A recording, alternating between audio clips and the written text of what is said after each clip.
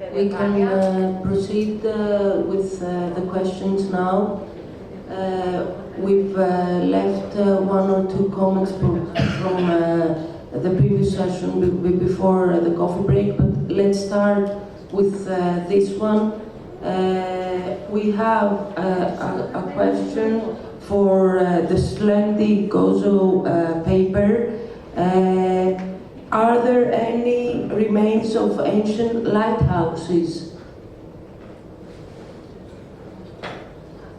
Okay, so I'm assuming that means if there are remains of lighthouses in the Xenia harbor area, so on land. I believe this. No, in the sense that I have no knowledge of traces of any lighthouses being uncovered in the Xenia area. However, it's important to say that the Xenia Bay area has not been subject to too much archaeological excavation, and Xenia Bay is very much known to be prone to flooding. So the area of Xenia where you'd have the restaurants and then behind it what you have is a parking area and so on. So the land part has been very much silted up. So you've probably got under layers and layers of silt, layers and layers of archaeology. What I can say is that there's a neighboring headland called Ras al-Warziyya, which during the Punic period was home to a sanctuary. It is posited that when lit up, this sanctuary would have served as a guiding light to mariners.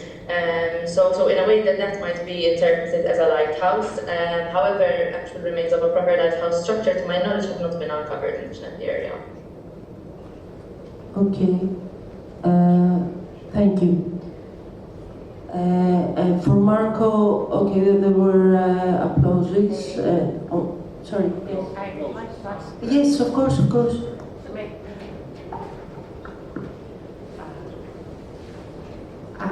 If I understood well, the park is the wreck in the Xenia area is of deep water, and so have you created a path for the divers? Have you indicated, because as we have everywhere amphoras, I mean, how do you attire their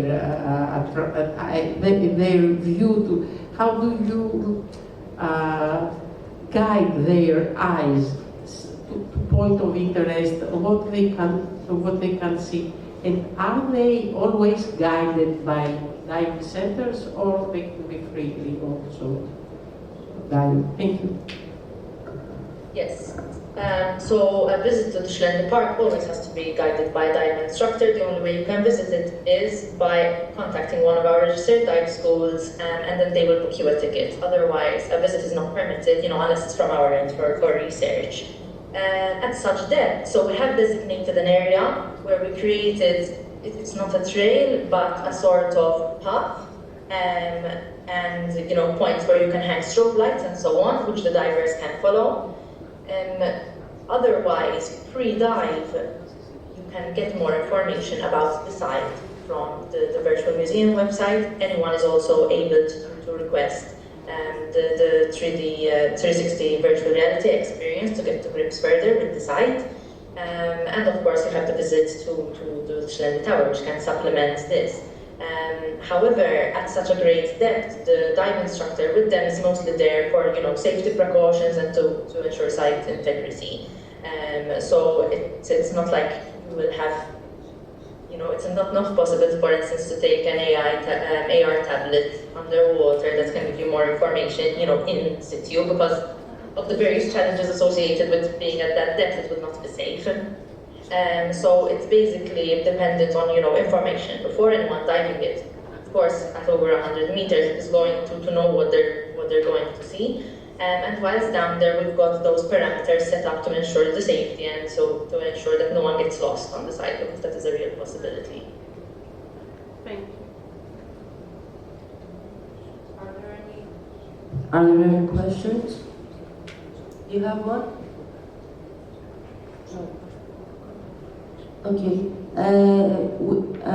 For Marco Cosa now, there were some applause, comments. Okay, they enjoy your presentation, apparently. And now there is a comment saying that why don't you release it in the Apple Store? I don't know if you want to comment on that. Yeah, it was a choice we made at the beginning of the project. We had to choose the, let's say, the platform, and this also, let's say, implicates some work that we have done. Now we are trying to have the best graphic quality as we can reach. So we could not, at the moment, publish it on mobile platforms. But if you are curious, you can also check our previous game, which is there in the past, made within a mid-red project. It was suited for mobile platforms. So there were 4 underwater sites to explore, so it can be an alternative solution. Okay, and there is another comment for you. The serious game for underwater cultural heritage is very exciting, but to me, the monster takes away from the seriousness of the game. Aren't the challenges of looting, ghost nets, pollution challenges enough? Sorry. Did the creative team consider it necessary to include the monster to make it more appealing to a broader audience? I look forward to the game's release. Okay, thank you also for this comment. Yeah, there were many discussions on this topic, and as I said, we needed to find a balance between, let's say, the serious part, which is underwater cultural heritage, also the environmental concept and treats, and also, let's say, the way to make it more attractive to and appealing for the gamers and also the young people, which is one of the main targets. You know, even with the virtual diving, when we give let's say, the headset to the children, they would like to try to, let's say, shoot at the fishes. It's not the best thing to do, but they want to have some kind of, let's say, action in this game. There is not too much action here, so we can try to find a balance. But the message we would like to pass is that even there is this monster, that I can spoil you that at the end you should discover that it's created by humans. So it's our actions now or in the near future will cause the fact that we are trying to find some shortcuts to, let's say, solve the environmental problems causes this kind of mutant creators. So the message we want to pass is that yes, there is this kind of creators. It was our fault, because if we don't act now to protect the future of the underwater cultural heritage and also of the environment, maybe in the near future it will be too late. So this is the message. We have to find the right way to pass this message.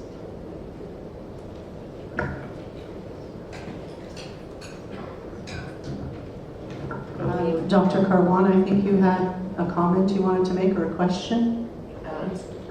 I want to make a question and a comment. Could we, Dr. Caruana had his,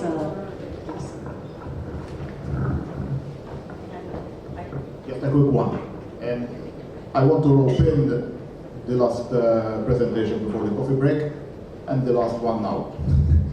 In the sense that at what we've done at IDS, it's okay, we actually have an entire degree related to diving safety, but in terms of training, we actually did a short course for diving instructors, where we actually went into a little bit of, for example, issues like liability. To put you in context, we in Malta we have many non-Maltese diving instructors coming for the season to work. And the idea, which was both by the tourism authority and even the diving schools themselves, they did ask to provide training, and that's where ITS, even with some colleagues from then, went into it, because we went into things like liability, things like an overview of the dive sites, so even a bit of historical context. And the reason is, so obviously we make sure that divers, that we use the word, behave well. Especially if we're talking about shallow dives, so we're talking about open water divers who may not be that much experienced. To link to even my colleague from the University of Malta, if you talk about a 100-meter deep dive, we're talking about technical divers. So they tend to be very well trained, because otherwise they wouldn't be able to do that dive. Of course, guidance is always important, and the briefing in terms of the historical artifacts and so on is absolutely essential. But the course we did actually was interesting. Hopefully we replicate it. We were even able to actually accredit it. And I might actually ask Dr. Camilleri to join in eventually to do also some more about legislation and superintendents. Well, I know she's busy, but we'll see. Thank you. Okay, we'll take one last comment so that we can move to the lunch area, because we're running a bit I late. want to ask something, Mr. Kosa, and to make a comment. I would like to ask the training of the cultural institutions.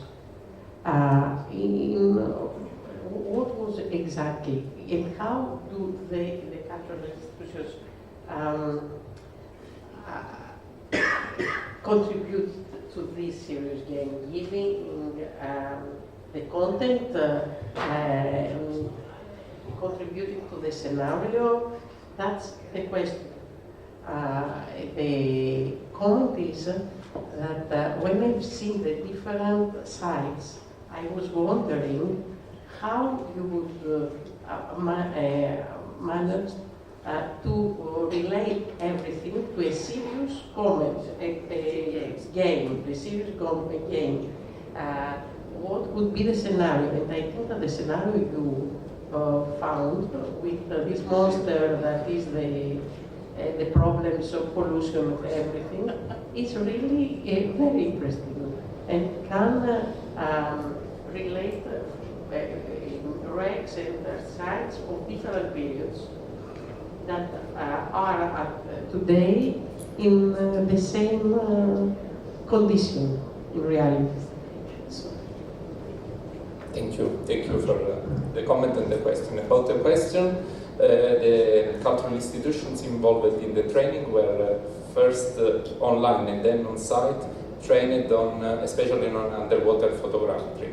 So we created a course with some theoretical lessons, and then they, in that week, in the 4 locations, they applied these kind of notions to digitize some parts or the full underwater site together with our So it was a digitization training, yes. And then they also cooperated by providing content for sure for the game, and they've been involved in the first part of the concept story.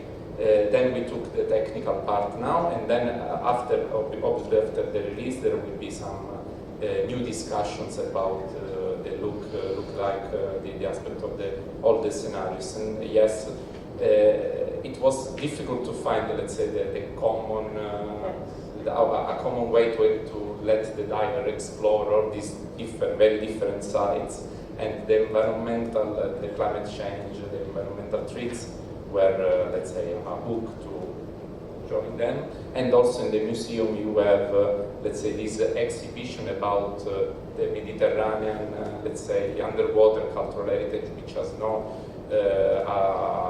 let's say, a fixed period of time, so it's like a temporary exhibition that connects all the sites. Thank you.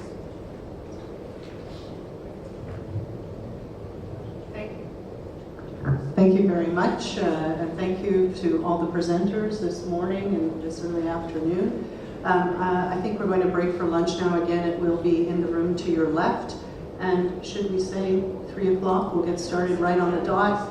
We'll be probably a bit half an hour later than what we had planned to end today, but we had some very interesting discussions, so thank you very much, and enjoy your lunch. And to those of you online, thank you for joining us. We'll be back at 3 o'clock.